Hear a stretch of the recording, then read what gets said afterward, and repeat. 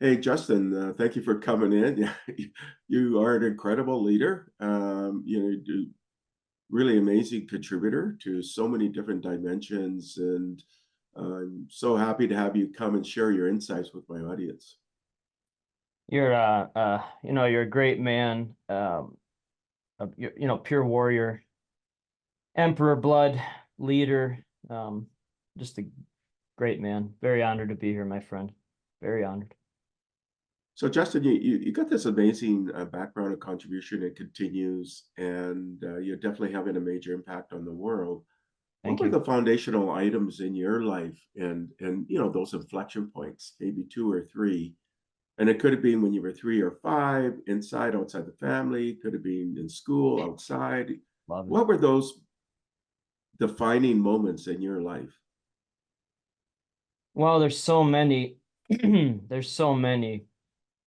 Um, I strongly feel you're either born like this or not. And when I mean born like this, just visionary warrior blood leader. I just think you're born like this or you're not. And then your family history is so powerful. Yeah, even for the people I talk to, like top visionaries on planet, you're right in terms of your family history. It's right there. So I'll give you two. I can understand. I can understand. So there's two things for that. So one, my father was 61 when I was born. So if he was alive, let me do the math here. Let's do the high IQ math here. He'd be 108 now if he was alive. So he was a World War II hero, shot down multiple times in combat, many times without a parachute, and he would just get back into a plane. That's my litmus test. You either can do that or not. And then he kept a diary of him fighting the Battle of the Hurtgen Forest toward the end of World War II. And just as context, which I don't really like, but it helps here, I just finished my third book, which will be called Epic Journey. And the book is literally following his diary that I found after he died. I followed this map that he drew in there to a town called Nancy, France. And I found something there that is so powerful. It's nothing short of a spiritual awakening. I don't say things like that lightly. I'm not a talker. I'm a pure action taker. So blindly followed that map to a place I'd never heard of. Just following his spirit. So that that's one. And then he named me in honor of his mother, who was named Ida. I'd never met her. So I get very emotional with this, and I just found this out. So I'm gonna grab my coffee. Yeah, technology, right? So I'm named in honor of her, and I never met her. She died 4 years before I was born. Um, and she had four sons, including my dad. And so she sent all four of her children into World War II, um, because she and her husband, because she loved America so much. And if you think of the movie Saving Private Ryan, it was like that. None of them died, but it was like at that level of heroic bravery. So with your, you know, samurai shogun warrior blood, you understand that, what your family went through and did for generations. Okay, so I'm named in honor of her. And then uh, um, I was a journalist for 20 years and recognized great art in terms of words. And then so my father's family and my grandmother, Ida, they were featured in numerous national articles in the mid 1940s. In the mid 1940s, for what they did to send all their four sons into battle. Okay, so all right, so this is where I get emotional, but whew, okay, so she was called the Little Colonel. And one of the articles that described her, and I just found this one out a couple days ago, but there's no coincidence, or there is perfect coincidence, perfect alignment that you ask this question first, because that's just how my life works with these connections. But so the end of this article this is in my blood at the highest level. This is, I can't, it's very hard for me to read this, but it's so powerful. So, and I will cry. I'm just letting everyone know. Whew. Okay, so this is how they describe my grandmother, the person I'm named in honor.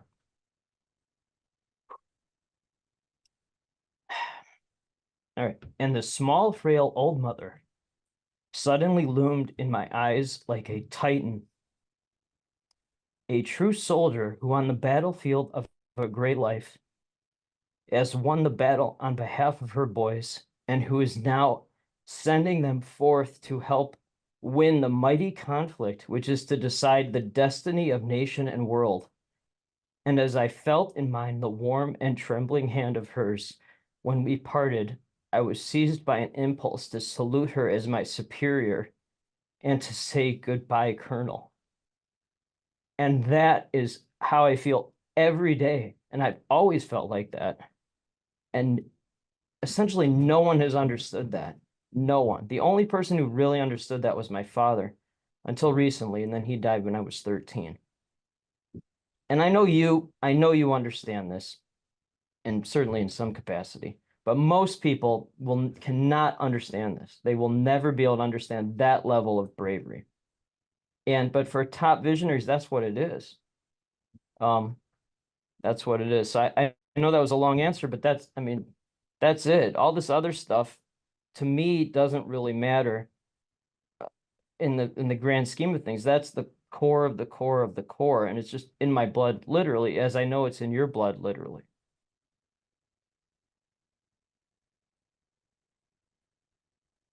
So your family, I mean, your father and your grandmother had just a really infuse your soul and your journey into resilience and bravery and Yeah. ensuring that you can be creative and propel forward with that foundation that is so solid Hmm. and foundational to the world, and you're continuing that journey, that Yeah. vision.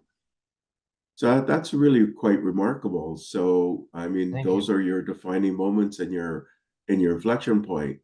Now, when you were very young, let's say in your early grade school, and were you Yeah. interested in journalism and things like that? Like, what were the different things that interested you?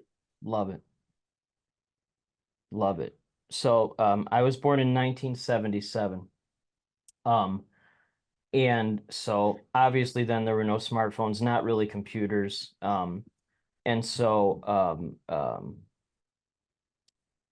we had a subscription to National Geographic.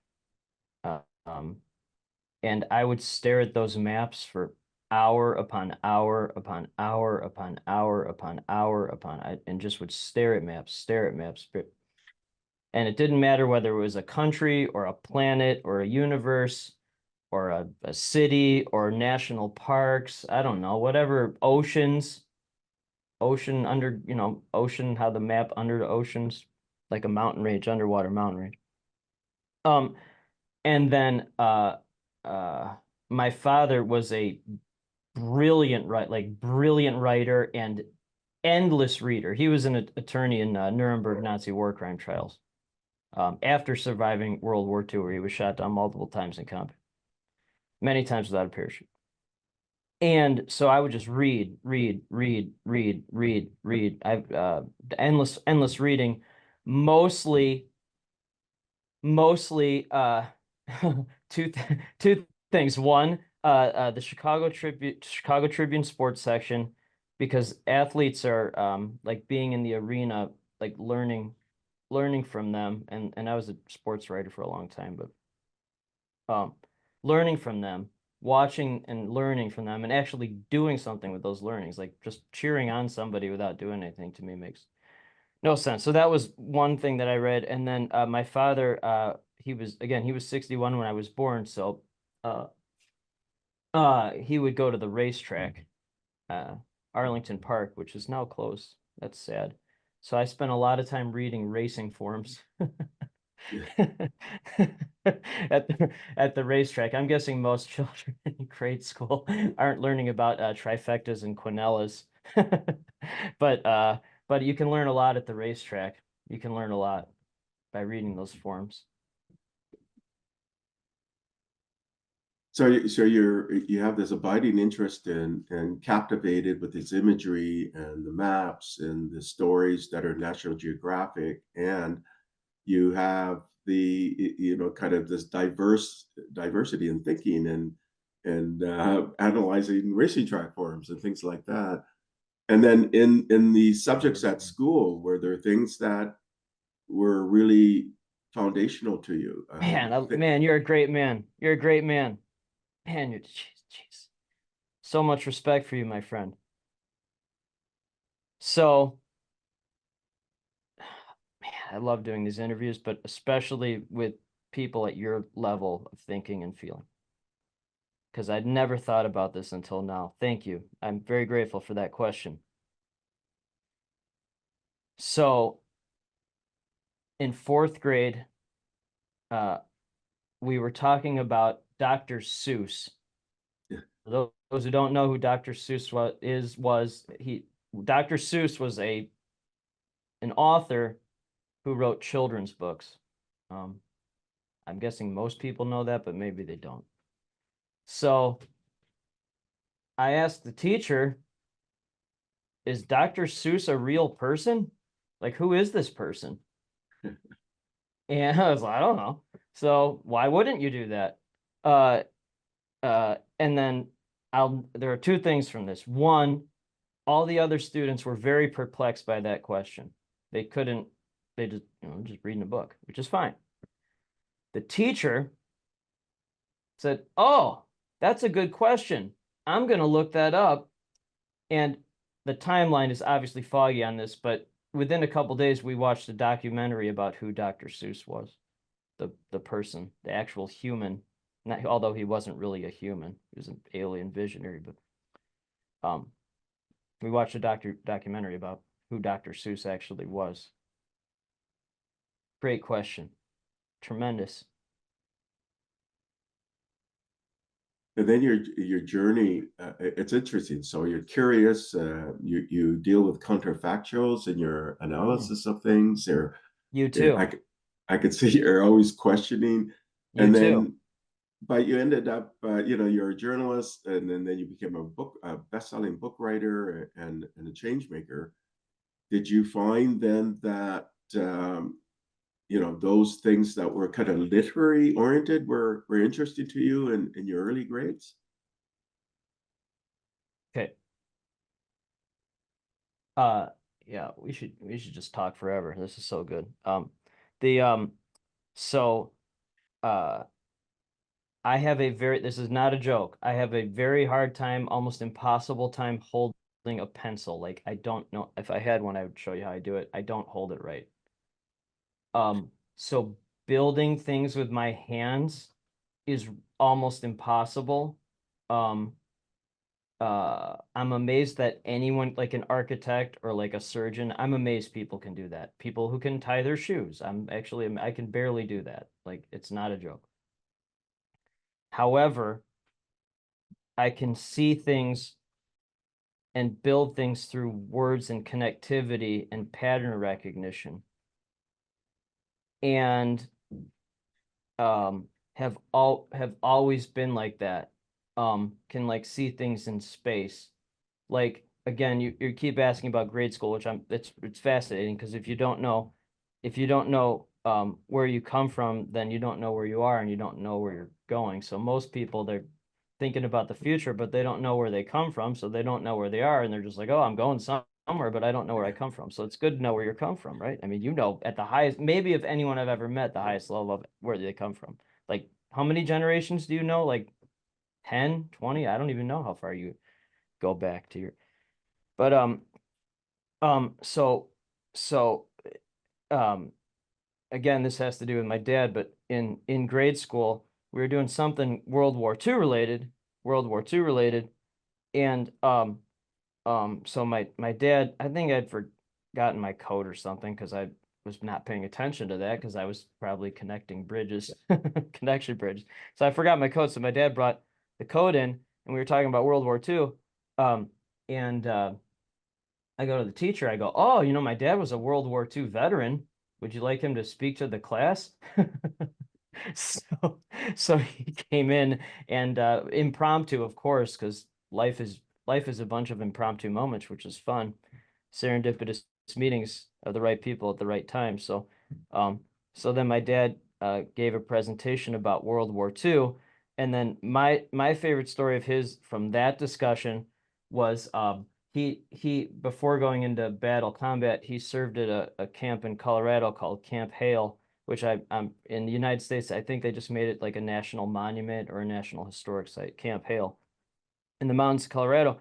And he was sleeping in a tent, and a rattlesnake crawled across his neck when he woke up. And rattlesnake, and then whoop, out the tent. And so I asked him to tell that story to the students, the fourth graders. Confused, a lot of confused fourth graders with that one, but a good story. And I can see how you're weaving all of these aspects of your family and your dad and his amazing life into your journey and your integration, and that's all about You're the same connecting way. and connecting dots, right? You're always seeing patterns, Yeah, and you're then uh, taking those patterns and projecting them further. And then and beyond that, then did you start getting into, because you have a really dynamic mind, right? And seeing all these correlations and thank you. counterfactuals and Yeah, connections and thank patterns, you. and you have extraordinary pattern recognition capability, which is You inherent in too. you. You too. So did you get an interest in science from there and things like that? um uh um I don't know how to say this any other way, but like traditional human science, no. Chemistry, no. Physics, no. My dad's brother, my dad's brother, um, uh, who was his last living brother, he was kind of like a dad to me after my dad died. Great man. So he was like an MIT Caltech level genius.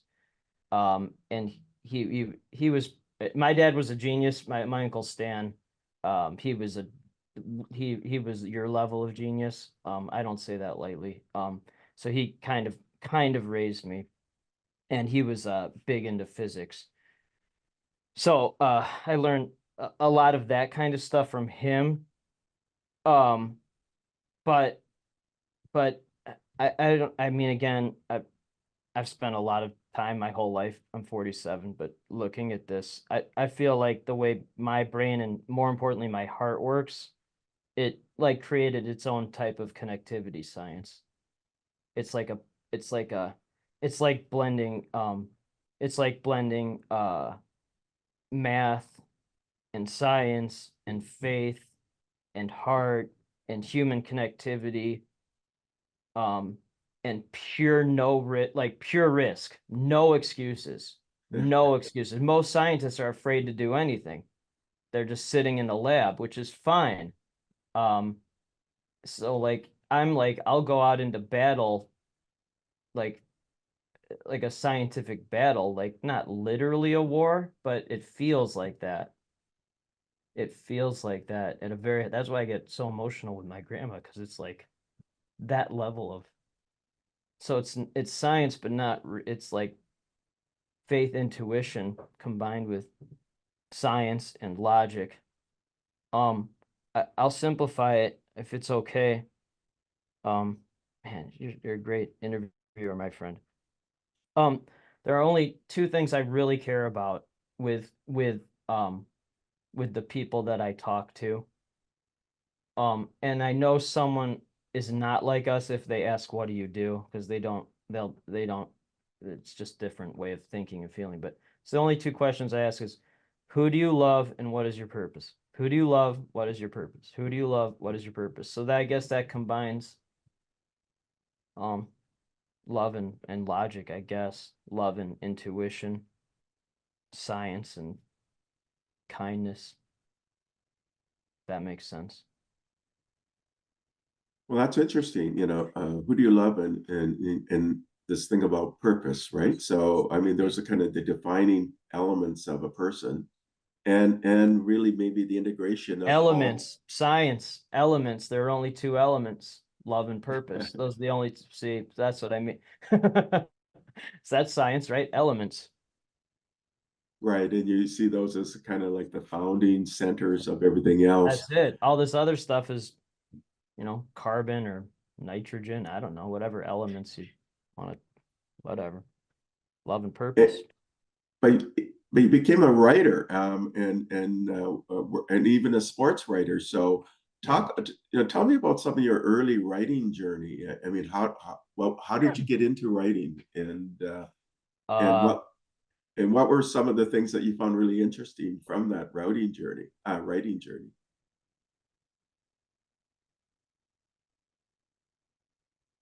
well, there a couple things from that. One, I'm still a writer. Like, I mean, I think the rest of my life I'll just write books and or whatever. I write constantly. Like, I never stop writing.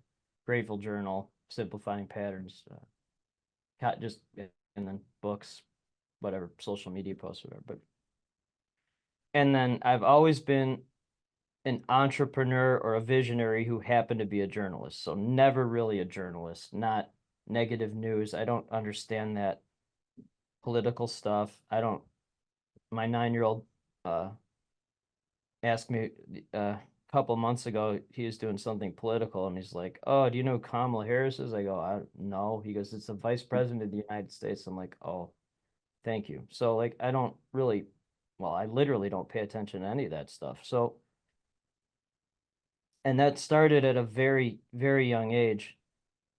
Um, I guess to land the plane, if it's helpful, usually, but not always, journalists, whether they're visionaries or not, are socially awkward. They don't know how to communicate with people. Um, so they get into journalism as a way of learning how to communicate. It's like a communication bridge to talk with people. Um, and so that's one. It really helped me learn how to talk to people and break down barriers. Um,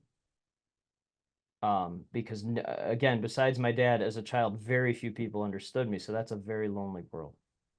So journalism helped break that down in some capacity. So that's one. Two, again, I'm 47.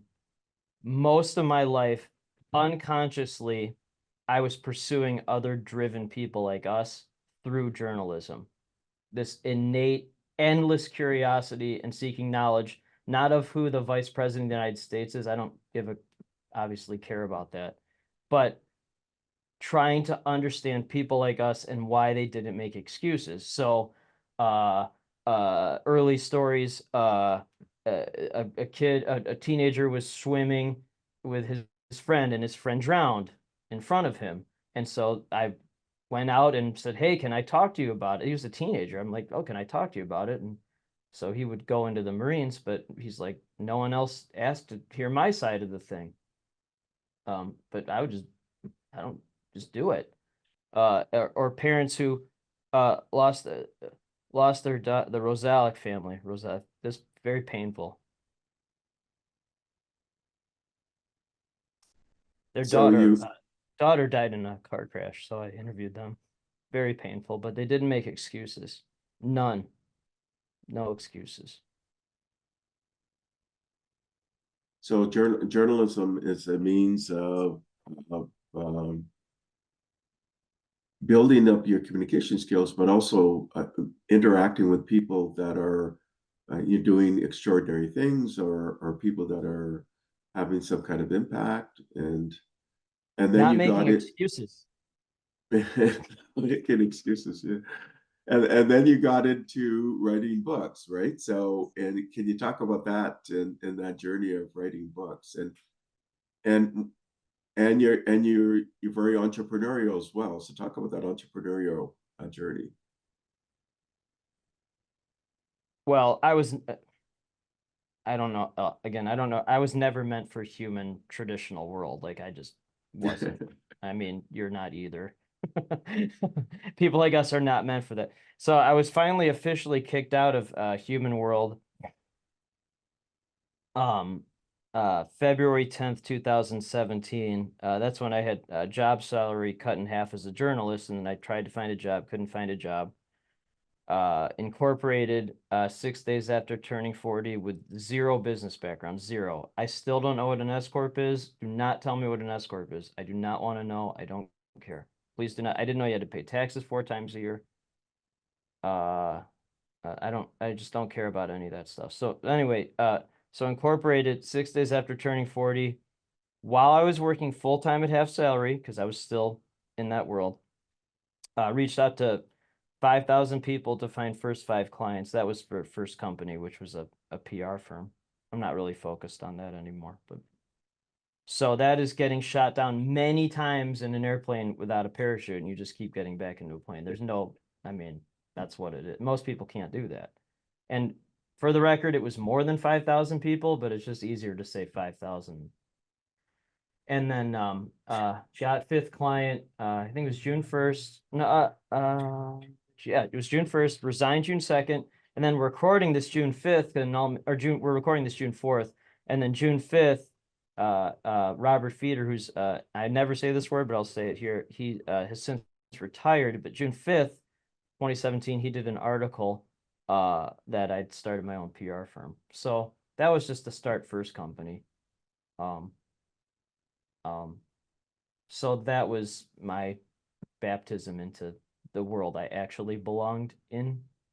I just didn't know it consciously. Unconsciously, I'm sure I did.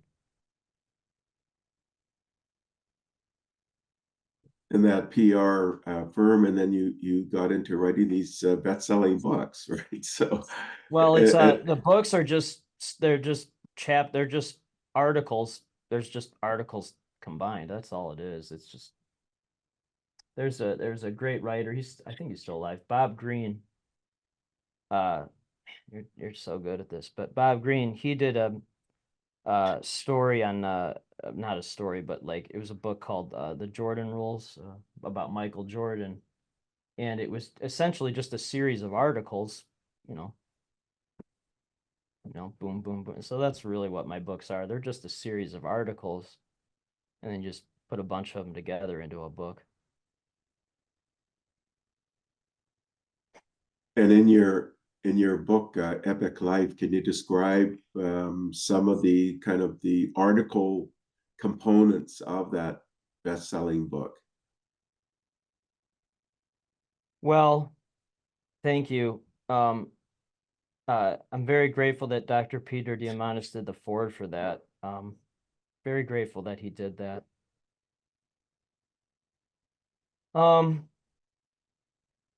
It's about how to build collaborative global companies while putting your loved ones first. Again, who do you love? What is your purpose? Who do you love? It's the same thing.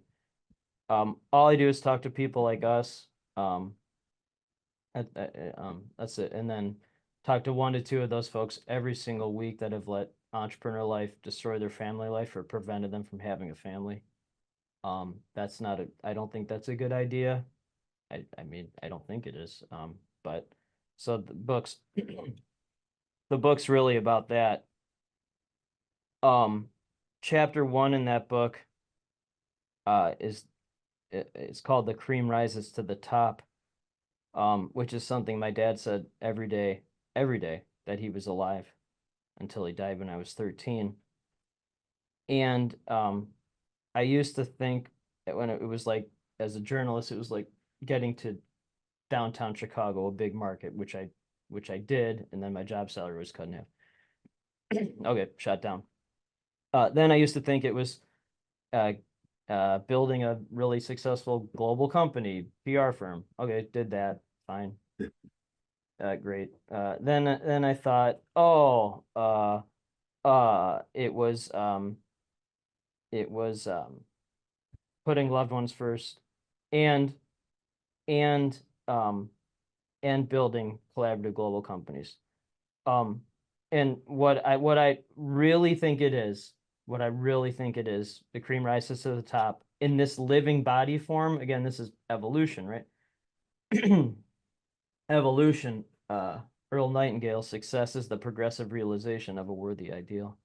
Success is the progressive realization of a worthy ideal. But what I think in living body form means is raising your level of consciousness to the highest level possible while alive, because that will help the most people. I think that's what actually the cream rises to the top means. Now, Yeah, and I mean, you got Peter Peter Diamandis, wrote the forward for the book, and Peter is a change maker, right? A big thinker, yes, and yes, yes, and you yes. did an interview with Peter Diamandis as well. So, what was that experience like, and what are some of the things you shared in that interview? Well, one, I consider him a great friend.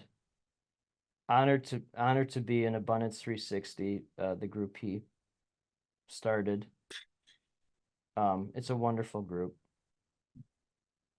And when we talked, it was very similar to this conversation. Very similar.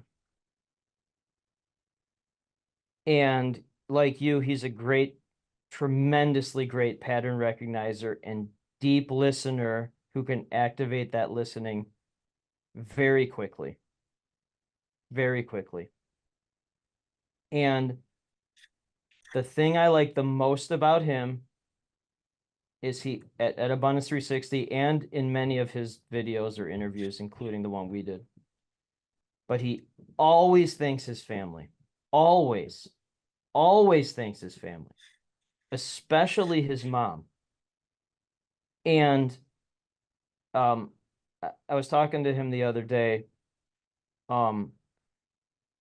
His father is a lot like my father. His father picked olives on I asked Peter the island, but it was a Greek island called Lesvos. And his father was a brilliant physician. And he was the first person in his family to leave Greece, that island of Lesvos, to come to the United States.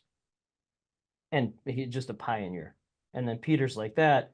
And then Peter, I said this to him the other day, uh, in person at the Abundance 360. I'm like, I go to him, I go, keep winning Estes model rocket competitions. So when he was a 12-year-old, for those who don't know, ESTES, they're model rockets, the ones you launch into the sky. So he won one of those as a 12-year-old, 12 or 13. I don't know how, I'm not an engineer or builder like that, but he built some type of thing that won him the model rocket contest, like some, NASA level genius thing. And he's still just building model rockets. Like he's just the kid who keeps building model rockets. I just look at him. I think he's 60 or 60, but he's just a 12-year-old building model rockets. So you talk about Abundance 360 founder, and you talked about this group, Abundance 360. Yeah. Um, what do you find really captivating within Abundance 360? Well,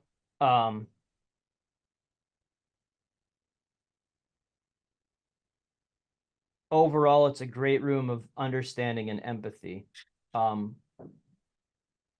Again, with no scientific proof, but because I'm not a scientist, but I guess I have my own science. I would say people like us are maybe 1 out of 1,000 people. It's probably less than that, but let's just say 1 out of 1,000 because it's easier.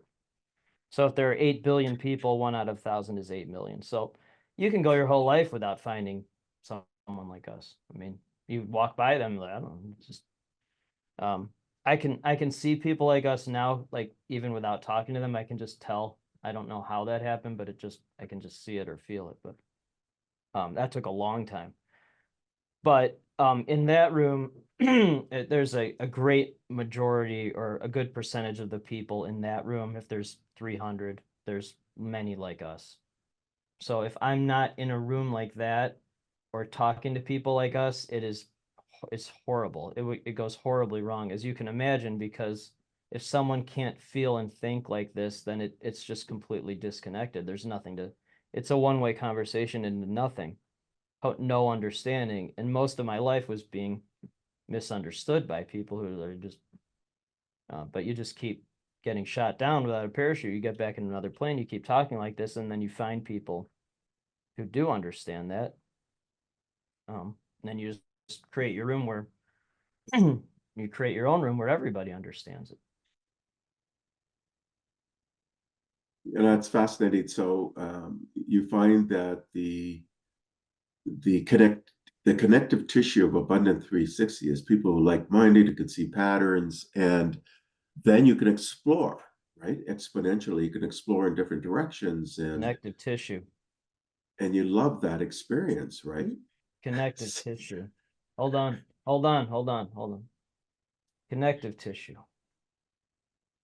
I'm going to connective tissue this right now. Okay, hold on. I want to make sure you said it exactly.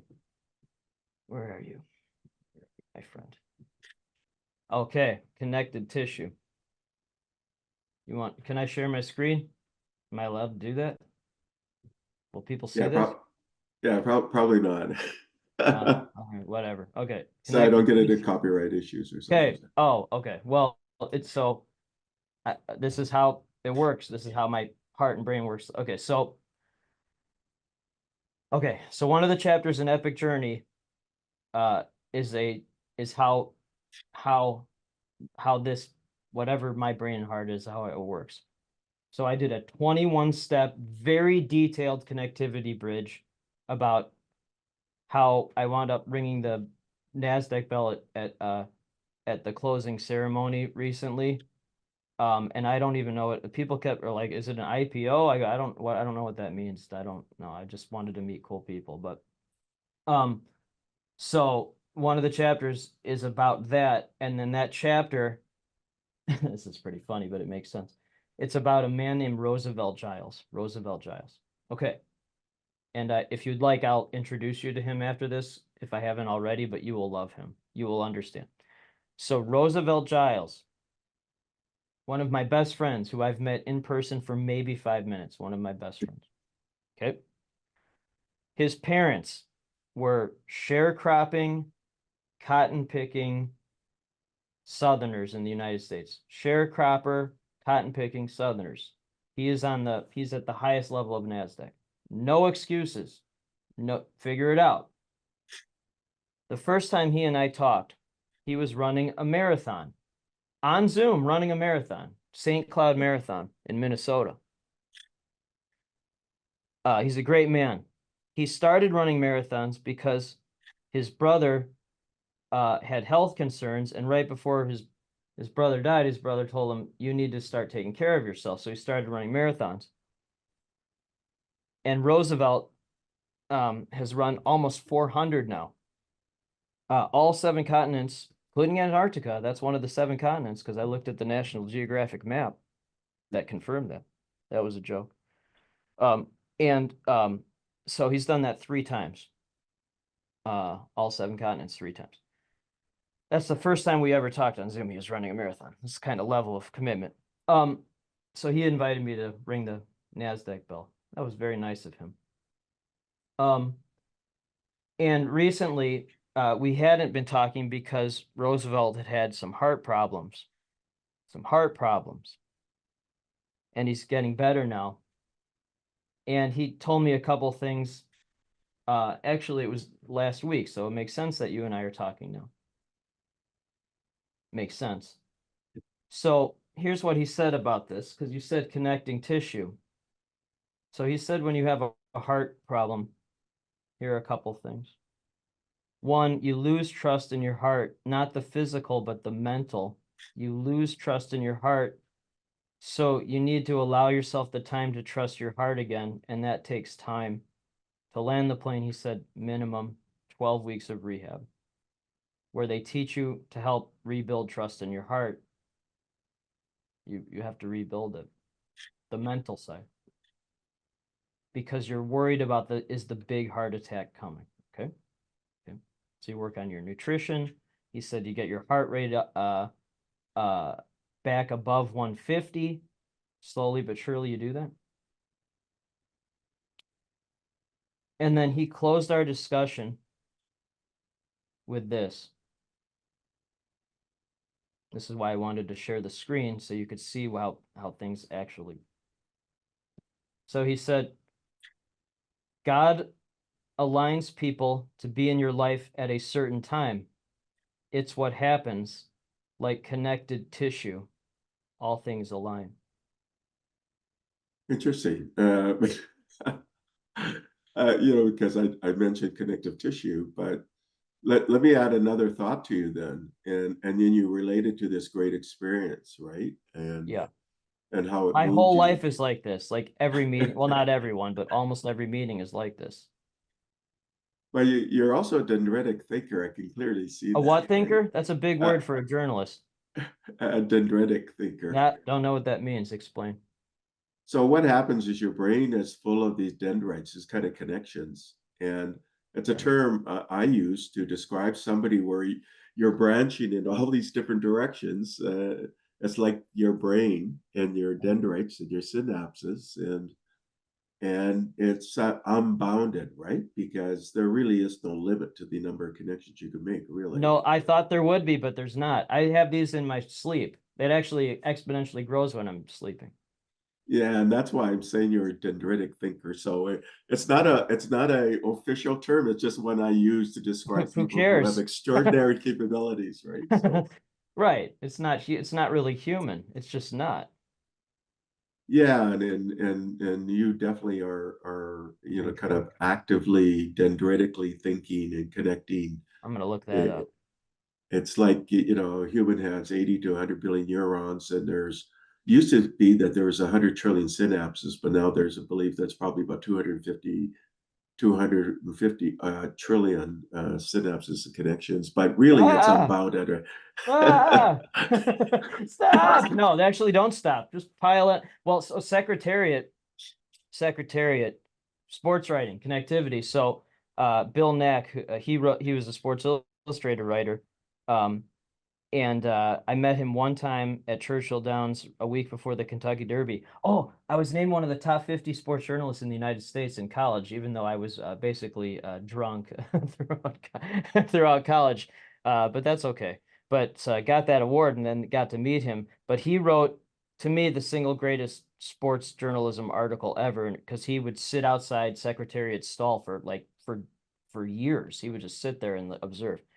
And then the article opens that where they injected the fatal dose of however they put down horses. And then they opened up Secretariat, and his heart was 2 times bigger than any horse. It was the same, like there was nothing wrong with the heart, it was just bigger. It was just bigger than any horse. It's just what, so it was, there was an ability, that's why. And he was a sweet, loving horse. So one of the chapters in Epic Journey book is about Secretariat. So like some people, they're just born. I just learned the other day, Bono, the U2 singer, his lung capacity is, I think, 130% larger than most humans. Duh. Of course. So of course it is. Probably more than that, but that's what it is. You're either born like that or you're not. or you're a dendritic thinking. Right? Well, I mean, yeah. I mean, take my brain or heart, whatever. My heart's, I'm sure, not bigger than, um, but my brain, there's something in there that it's just, that's just how it is. It's okay. Yeah, I can see in interacting with you, I can see the activation of these microtubules where you're actually Microtubules. having quantum effects in your brain. And Microtubules, quantum effects. Woohoo! yeah, yeah. So something called quantum gravity collapse or superposition, and it's collapsing and then it's in a rhythmic coherence, and that's elevating your ability to see things and correlate and see connections and things Man, like have you that. written an So article about this? Like this exact topic? I'm curious, like you're curious. So If you wrote that, I would read it. And then so my wife is very kind, loving, very high IQ pediatrician. She just calls it neurodivergent. that's true. Right. Simplifier. Yeah, but neurodiversity also means it means things like the convergence, so the the coalescence of things like quantum effects and quantum biology, but I can see it in your brain. It's so it's interesting. I mean, it's quite remarkable talking to you. Yeah, so people laugh. Even people like you laugh because they can't, like, this is actually, well, this is even people like you laugh. They can't understand it. I, I'm And then not humans laughing. just stare. You're like, it's like, but it's just how it is. Like, there's nothing, you can't turn this off. It's impossible. Um, Yeah, I'm actually smiling and laughing in joy well, and in right, purpose. right. People like, no, they're like, oh, but the 99.99% is, it's a laughter of complete misunderstanding. No, it's a laughter of joy because I can appreciate the gift, right? And I appreciate your gift, my friend. I can definitely see the gift. It's Thank you. interesting, and you did this capability amplifier interview with Mike Koenig, and I can see or this team success on your BrEpic Network, and or the I can see why you do these different kinds of interviews. I can see how that ties How I into this learn. idea. That's how Yeah, I I learn. could I could see that. Yeah, the interaction, and Yeah. and you definitely are rare in this. As I mentioned, this uh, dendritic thinking. I only use that term rarely because it's very special. I would say it's maybe one out of a million. It's more than one out of Yeah. Well, I was being a nice. I was trying to thousand. be a human by saying 1 out of 1 million or 1 out of 1,000. I was see. So I'm dead last in empathy and strength finders and second to last in includer. But I was trying to be, I was trying to be, I don't know. My wife is harmony 1 in strength finders. I'm 31 out of 34. So like, I mean, but I was trying to, so 1 out of 1 million. That makes some more sense. So there's okay, so there's 8 billion. What does that mean? 800? That'd be 800. No, 8,000. 8,000, and even within 8,000, I would say you're maybe even underneath that in the one. I've met one One person who is as misunderstood as I am. One. I write about that person in the book. One person I've met. Yeah, and It in fact, makes I no would really sense. refine. I would refine that even further. That you're in the the one even under the 1% of the top 1 million. It's fascinating. Do you know anyone that you can think of? I mean, can you think of anyone? One, if you can introduce me to that person, but is there anyone that you can think of like right now that is like that too? Because I'd I'll like say to. I'll say Roger Penrose. I spent time with Roger, Sir Roger Penrose. He got the Nobel Prize Sir in Roger, physics. of Yeah, I got course. the Nobel Prize in physics. He actually did all the mathematics or a lot of the mathematics and sort of the underlying kind of crunching of theory and working with Stephen Hawking. And in fact, they Oh, both won the great. Wolf Prize for that. Does he have a But family? Did Sir Roger Penrose have a family? I'm not sure to the extent of his family. But I think you'd find it interesting if you spent time with them. I think you would find commonality of some of the thinking that he does with you do. That would be a So great intro. I'd be very grateful so for that. so now I'm giving you another person. You met one. I'm telling you Roger Penrose is two. So the And you notice I'm smiling. It's I smiling no, in joy. I never look at the screen. Oh, look at this. This guy looks like my dad. Wow. Wow.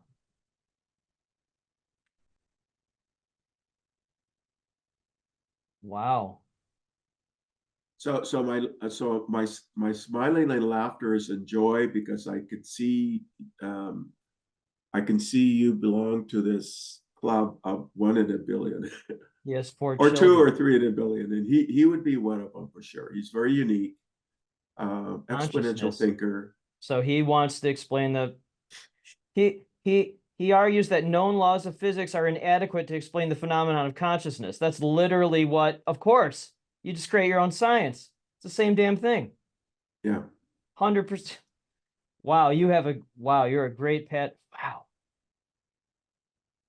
You sure you're not in that club, buddy? I think you are. You know, I believe that capabilities of intelligence are exist across a million dimensions, but to regular folk, I'll say 1,000 dimensions, because when you use big numbers like a million, then you lose them. So I'll say a Well, yeah, thousand so when like dimensions. someone's like, "Oh, I want to impact 1 billion people," I'm like, "Okay, great." It's just that it's fine, but like, can you just like live your purpose, and does it have to be attached to a billion? Like, does it really have to be that? But the high IQ, so the highest IQ I've met is since that I know of is 197. And he showed me his EQ. He has zero EQ. He showed me his EQ test, zero. He had literally zero EQ. Um, I'm being serious. I actually think my EQ is higher than the IQ. I really believe that. Um, my current certainly, because my heart's fully open now. That's what the Epic Journey book is about, is like healing own heart to heal, hopefully heal others. That's, and I risked everything to do it. I don't say that lightly, but so the 197 IQ, who's zero EQ, I asked him if he would ever have a family, which I knew he wouldn't. So he goes, no, because I would never do to my children what my brain has done to me. And then he said, my brain is a gift to everyone in the world except me. Yeah. So, This is my view. My view is that capabilities exist across dimensions. So it's not just intelligence, not just artistic abilities, not just EQ. There's an unbounded spectrum of capabilities, just like the electromagnetic spectrum. You know, our eyes see a particular portion, but it's unbounded. Um, the audio spectrum for humans is 20 to 20,000 hertz, but there's infrasound, there's ultrasound. It's unbounded.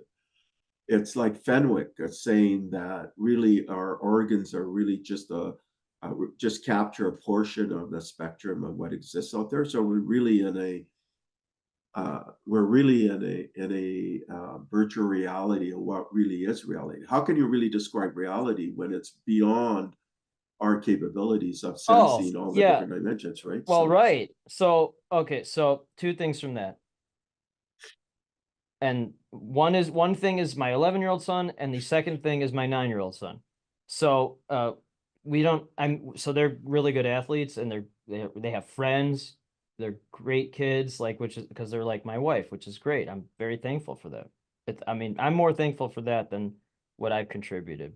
However, so the 11-year-old, we were talking, his name's Jake. Jake just won his first overall 5K title in 20 minutes, 38 seconds. He beat all the human adults. So that was pretty funny. But so we were talking, one, he thinks he's from a different planet. He thinks this is his first time on this planet. He thinks he came from another one. I agree with that. I don't think he's human in any. But anyways, so he thinks you're actually awake when you're dreaming, and you're actually dreaming when you're awake. So that's what we talked about with him. So that's one thing. The second thing, uh, um, um, our 9-year-old who's about to turn 10, Chase, he's a little version of Earl Nightingale. Earl Nightingale's success is the progressive realization of a worthy ideal. And so Chase, he considers life, this is Chase, so he considers life one long great day.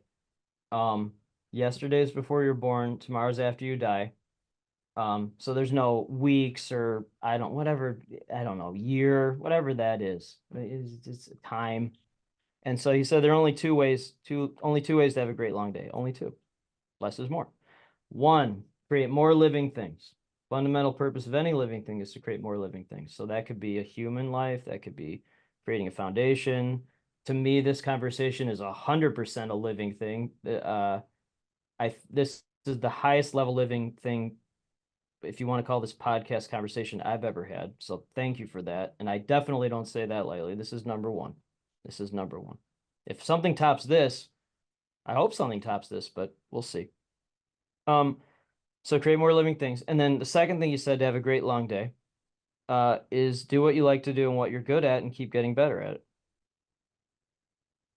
That's it. Yeah, I mean, there's this. I mean, those are really great insights, right? Because really, life, ability, growth. It's all of the spectrum, and it's unbounded.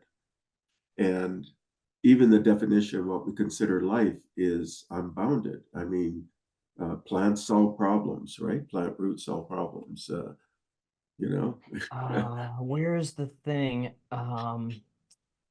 Oh, I you just can saw even this. have individual cells are solving certain kinds of problems. So how could that be? There's no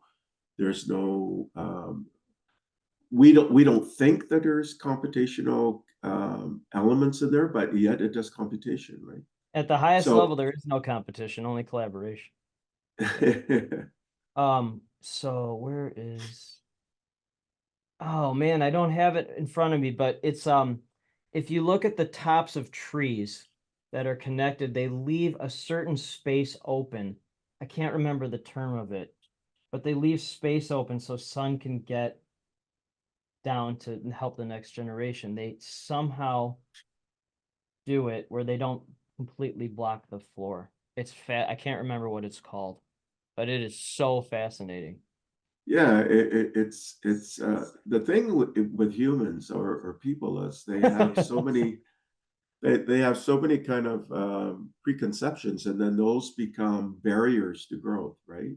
Well, And they're their own. So most of the world is ruined by excuses and people who make them. I don't understand that. Why would you make an excuse? yeah, Um, you have to be open to the boundless capabilities and possibilities, and Boundless. don't put so many labels on things. I mean, I shouldn't be prognosticating on things, but I think labeling is an issue. It becomes a problem, right? So I would agree with yeah, that. I realize that for you and I, Justin, we probably should get together for a day and just explore. Uh, I'm in. You tell me how to do that. I can barely tie my shoes, so if you tell me how to do that, I will do that. Just tell me what to do. And this interview is limiting, right? And the kind of exploration we can do. So Mm. whereas if we met face to face, then we could just go on exploring, and you'll find that when I'm in joy, I laugh. So I'm not laughing in to make fun of somebody. I'm You laughing. felt my pain there.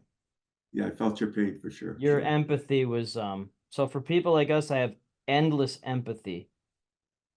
And I greatly appreciate you explaining that because one, it makes me feel better. Two, it helps me understand that because I never look at the screen in these interviews ever. So I do like a lot of TV stuff and own a global PR firm, right? So you teach people how to be on TV. And then Right. when I do TV, they're like, look at the camera. I go, no, I can't. I'm not, that's not how I need to look around. Right. Um, so that doesn't go well usually. But um, so you tell me uh how to do that, and then I'll do that. And I'll just go. YPO has this Global Impact Summit. You should attend the next one in Vietnam, and we could spend some time Vietnam. together. Whoa, whoa, whoa, whoa, Vietnam. Have you seen the waterfalls that connect Vietnam to China? Uh, have you seen it? No, Oh no, my man. God. Oh my God. I literally have I when is that? You should take it offline because it's a private summit, so we Well, don't you need to tell put me it. it's called the Ban Jiac Detien Falls. It connects, it's the most beautiful waterfall I've ever seen. It connects Vietnam with China. And literally it's one of my WhatsApp chats. It's that. It's called Waterfall and it's that visual. It's incredible. So you just tell me how to go there. If you invite me, I'll just go. Well, Justin, we're at the end of our Okay. hour. Okay. we're, we're Our at the end of human our time. hour. Yeah, our human hour. Yeah, Oh, and what a great uh, day. you're the CEO and founder of this connectivity platform, BrEpic Network. You got this great series of books, right? As you Yeah. mentioned, a collection of of articles, but in my view, dendritic articles, right, which Thank you. explore the vastness and then unboundedness of your pattern recognition and connectivity capability, all leading with purpose and a big heart, right? And really inspired by your generational kind of epigenetic effects, so be part of it, of your family, and how that's passed to you, but it continues on forward. And you got Peter Diamandis to write the forward of this one called Epic Life as well. So just amazing what you're continuing to do. I'm glad you and I were introduced. And as I mentioned, we have to continue the discussion on an extended way. Okay. So we can spend like a half day or a day and just explore all these different areas of insight that you have. Is there anything you want to leave the audience with? Maybe some fundamental questions that make them curious and drives their curiosity, or some recommendations, or something else you like to point them out to break people out of their molds, right? So that gets them to explore like you're exploring all the time.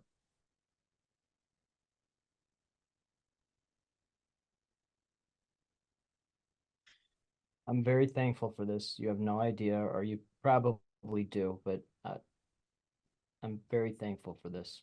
You really helped me a lot during this interview. Thank you. And thank you for understanding me. That means the world to me. One, if someone has not read Man's Search for Meaning, Viktor Frankl, yeah, that is the, to me, that's the ultimate no excuses. Man's Search for Meaning, Viktor Frankl. Two, our 11-year-old son, Jake, just graduated from 5th grade. I don't know why they have a graduation ceremony for 5th grade, but they did. And it was a beautiful ceremony. And at the end of the ceremony, the families were leaving, and the departing principal, who's named Dr. Scott Carlson, a great leader of children. He was putting away, it was outside, so he was putting all the chairs and he was packing all the tables away. So this was his last graduation ceremony. That dedicated 10 years of his life. And no one was helping him. This is a leader of the school who just poured his entire heart out. So I saw that, and I go to my sons, Jake and Chase. I go, I won't swear, but get the bleep over there, and we're going to help him. Because leaders always stay to the end. They never stop, ever. And so we ran over there, and we helped Dr. Carlson put the chairs and tables away while everyone else left. That's it.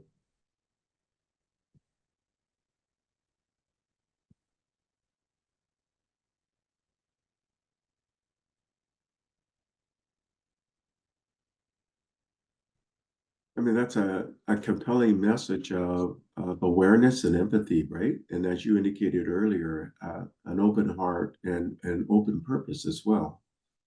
And you sensed the need, and you opened your heart and your purpose to support, and you realized the context of that history, and you wanted to honor that history. And then you mentioned Franco, who, I mean, it's a defining book for generations, right? It's a defining experience for generations, and and it inspires, and it can move, and it has purpose and heart. And as you earlier indicated, your EQ is even higher than your IQ, so that you're really integrating all of those elements into your closing comments and recommendations to the audience. So, you know, the audience is moved. I'm moved by what you've shared today. I'm moved by every aspect of what you shared. You opened up about your heart, your purpose, your history, your inspiration, and the things that define, or the things that help to guide and shape your life, but really it's unbounded because your life is shaped by experience and by your heart and purpose. So I hear you and I honor you for coming in today, and thank you for sharing so much with my audience. You're welcome, great friend. You are a warrior. Thank you for listening to the Brand Called You videocast and podcast, a platform that brings you knowledge, experience, and wisdom of hundreds of successful individuals from around the world. Do visit our website www.tbcy.in to watch and listen to the stories of many more individuals. You can also follow us on YouTube, Facebook, Instagram, and Twitter. Just search for the Brand Called You.